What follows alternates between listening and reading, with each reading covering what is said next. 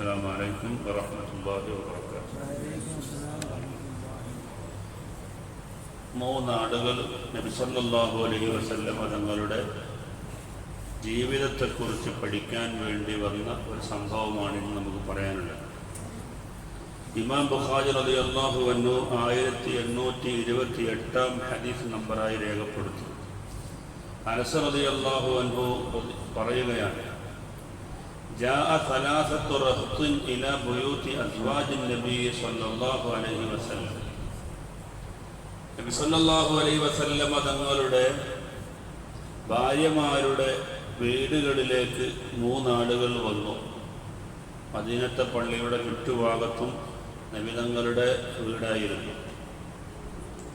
യസ്അലൂന അൻ ഇബാദത്തിൻ നബി സല്ലല്ലാഹു അലൈഹി വസല്ലം. അവർ നബി തങ്ങളുടെ ഇബാദത്തിനെ കുറിച്ച് അന്വേഷിക്കാൻ വേണ്ടി വന്നവരാണ്. ഫലമ്മ ഉഖ്ബിറു,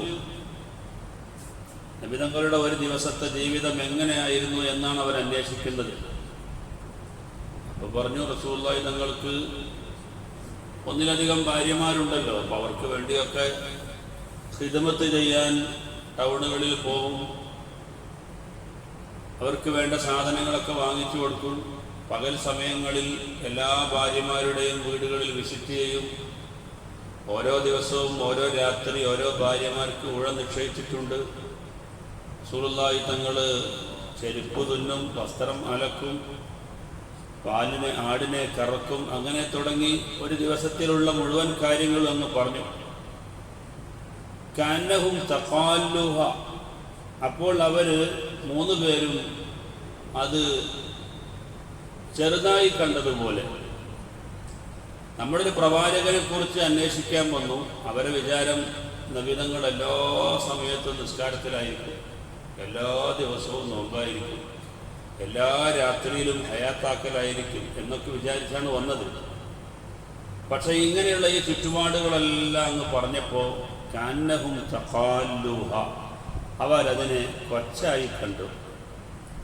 ഫഖാലു, അവർ പരസ്പരം പറഞ്ഞു, വഅൈന നഹ്നു മിനൻ നബി സ്വല്ലല്ലാഹു അലൈഹി വസല്ലം ഖദ് ഗുഫിറ ലഹു മാ തഖദ്ദമ മിൻ ദംബിഹി വമാ തഅഖർ. നമ്മൾ നബി സല്ലല്ലാഹു അലൈഹി വസല്ലം തങ്ങളുടെ കാര്യം പറഞ്ഞിട്ട് അതത്ര ചെറുതായി കാണണ്ട. നബി തങ്ങൾ ആരാണ്? കഴിഞ്ഞുപോയ പാപങ്ങളും അള്ളാഹു പുറത്തു കൊടുത്തു. ഇനി വല്ല പാപവും വരാനുണ്ടെങ്കിൽ അതും അള്ളാഹു തആല പുറത്തു കൊടുത്തു. ആ പ്രവാചകന്റെ ഇബാദത്ത് കുറച്ചായി നമ്മൾ കാണേണ്ട ആവശ്യമില്ല. നമ്മൾ നമ്മുടെ കാര്യങ്ങൾ എന്തെങ്കിലും പറഞ്ഞാൽ മതി. അവർ കുരുത്തക്കേടൊന്നും വാങ്ങിയില്ല. അള്ളാഹു തആല റസൂലുള്ളാഹിന്റെ പാപങ്ങൾ പുറത്തു കൊടുക്കുക എന്ന് പറഞ്ഞതിൻ്റെ അർത്ഥം റസൂലുള്ളാഹി തങ്ങൾ നബുവത്തിന് മുമ്പോ ശേഷമോ ചെറിയതോ വലിയതോ അറിഞ്ഞോ അറിയാതെയോ രഹസ്യമായോ പരസ്യമായോ ഒരു പാപവും ചെയ്യുകയില്ലെന്നാണ് മഹാനായ ഇബ്നു ഹജറുൽ ഹൈതമി റളിയല്ലാഹു അൻഹു ഫത്വയിൽ രേഖപ്പെടുത്തിയത്. അപ്പോൾ പ്രവാചകന്മാരങ്ങനെ പാപം ചെയ്യുന്നവരാണെങ്കിൽ അവരെ അല്ലാഹു തആല ഇസ്ലാമിൻ്റെ പ്രബോധകരായി നിയോഗിക്കാൻ പാടില്ലല്ലോ. കാരണം ആ പാപത്തെയും ജനങ്ങൾ പിന്താങ്ങിപ്പോകും. മാത്രമല്ല അവരുടെ വാക്കിന് വിലയുണ്ടാവില്ല.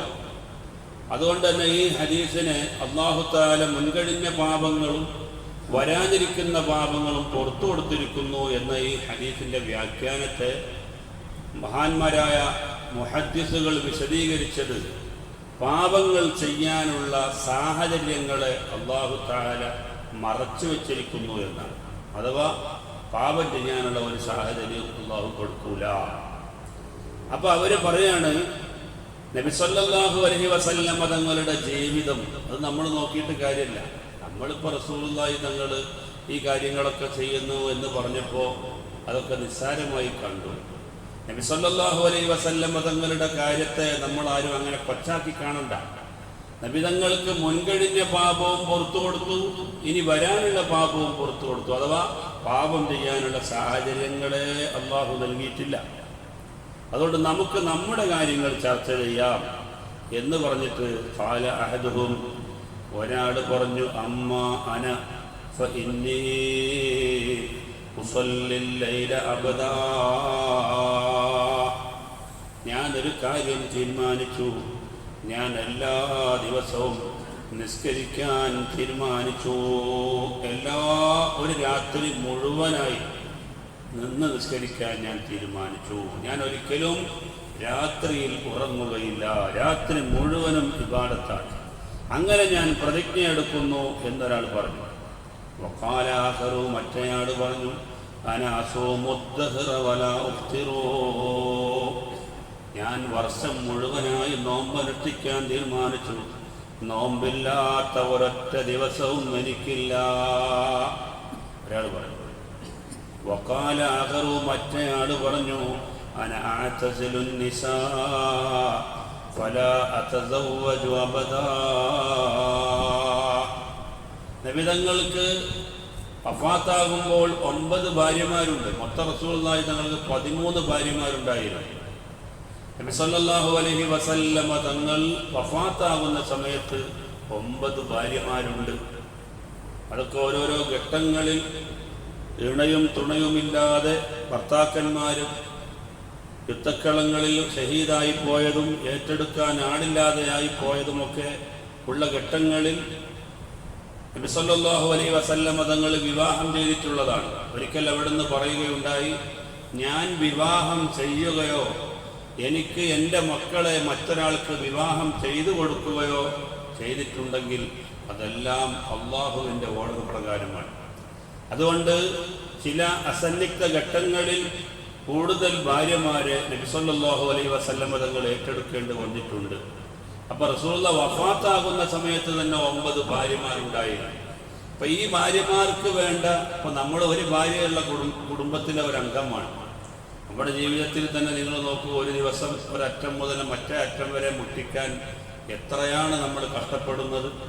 അപ്പോൾ 9 ഭാര്യമാരുള്ള ഒരാളെ സംബന്ധിച്ചിടത്തോളം ഒരു ദിവസം എന്തെല്ലാം കാര്യങ്ങൾ ആ കുടുംബിനിക്ക് വേണ്ടി ചെയ്തു കൊടുക്കാനുണ്ടാവും. അപ്പൊ ഇതെല്ലാം കേട്ട സമയത്ത് അവർ പറഞ്ഞു, ഇതാണോ പോലും നബിയുടെ ജീവിതം? നമ്മൾ വിചാരിച്ച മാതിരിയൊന്നുമല്ലല്ലോ. നമ്മൾ വിചാരിച്ച മുസല്ലയിൽ നിന്ന് എണീക്കലുണ്ടാവില്ല, എപ്പോഴും നോമ്പും എന്നും നിൽക്കാരവും ഇങ്ങനെയൊക്കെ ആയിരിക്കും എന്നാണ് വിചാരിച്ചത്.